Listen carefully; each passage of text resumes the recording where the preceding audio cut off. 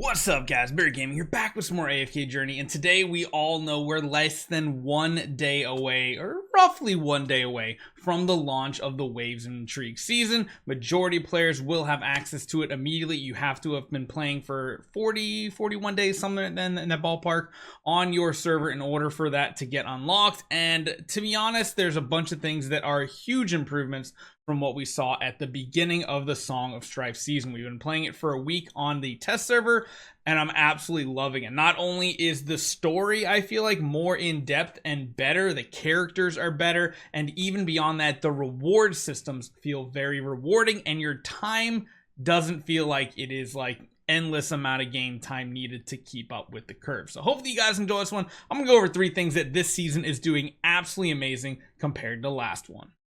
So let's just start off with the first one. In my opinion, as much as I thought I was going to really enjoy a Mauler-centric world, well, when it comes to worlds, this one has really won me over. It's won me over versus the Song of Strife season. The basic version, you can already see there's a bunch of different zones. We have this really awesome Rust port, which, I mean, it feels so cool. You can see all the aesthetics of it. It has the darker sides of the city. It has the brighter sides of the city. It has the town square and everything. There's even a bunch of areas that you can literally travel into, and there's things, enemies, chests, puzzles, all these different things in these different areas. Heck, you can even go into the sewer system, which is a huge, elaborate kind of like area that includes one of those primal lords that will awaken about 2 weeks after your server starts.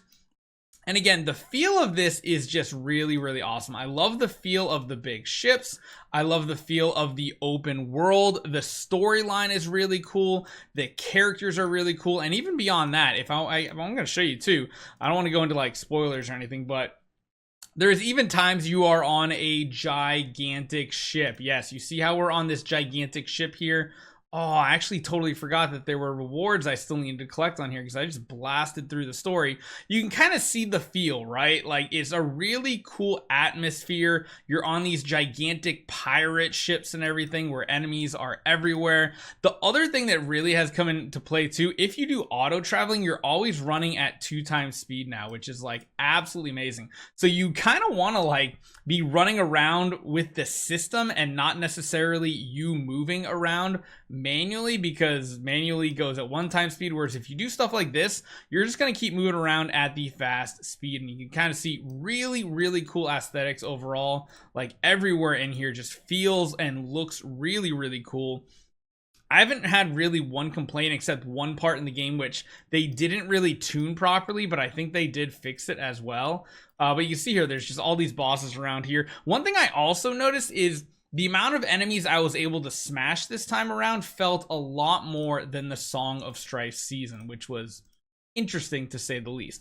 You can see right here, we're going to another zone. This is that full underground sewer system where we're going to have that primal lord popping up. So you can see there's a lot of different areas that we already have, and we haven't even unlocked every single zone just yet. Beyond that, one thing I will say, the puzzles are cool, and even cooler, they made fishing even more I want to say important, but they made fishing more involved, and I'll show you guys why right here. I personally wasn't a fan of fishing, but they almost made it like talent tree stuff now too, so I'll show you guys what it looks like. We'll try to catch a fish. You'll see down in the bottom corner here now, we have a leveling system, so the more you do it, the better you get. Lucky spots have higher chances of the better rarity stuff, increases the or lowers the cooldown, more lucky spots, all those really cool things. If you enjoyed fishing, you're really gonna love it now too. And beyond that, I will say also, I kind of like the boat aspect of this too. It's not like it's crazy different. It's not like you can customize a boat or anything just yet, but the feel of it is different. It just, even if it's just like a psychological difference, going to these fishing points, occasionally there's enemy pirates on the sea and everything. They become fun to do in a little bit just because it's mixing things up. So number one, I think what this season is doing much better is the story and the overall ambience, the feel, everything that goes along with it. Now, while we're running around in all these different places, I must say the rewards have been very, very rewarding. You can even see there are some additional puzzles that I haven't done just yet. The puzzles are plentiful. Actually, did I already do one? Or is this one that unlocks later? It might actually unlock later. I've gotten most of the puzzles done, most of the chests done. All those things have been accumulated. I've done a lot of summons already, and I think we can actually track that too. You go to season quests. Is there a spot? Hold on. Yeah, I've already done 300 summons this season just in 1 week. 300 total summons. That is absolutely amazing. That kind of, I think, combines on all the banners. But what's really cool about that is we were like hitting a drought there where we just weren't doing anything. I didn't have anything saved up either. I was literally pumping every single diamond into summons leading up to the season. Going into the season, I had nothing, and I've already done almost 300, 291. So tomorrow I'll probably get to that point, which is really, really cool.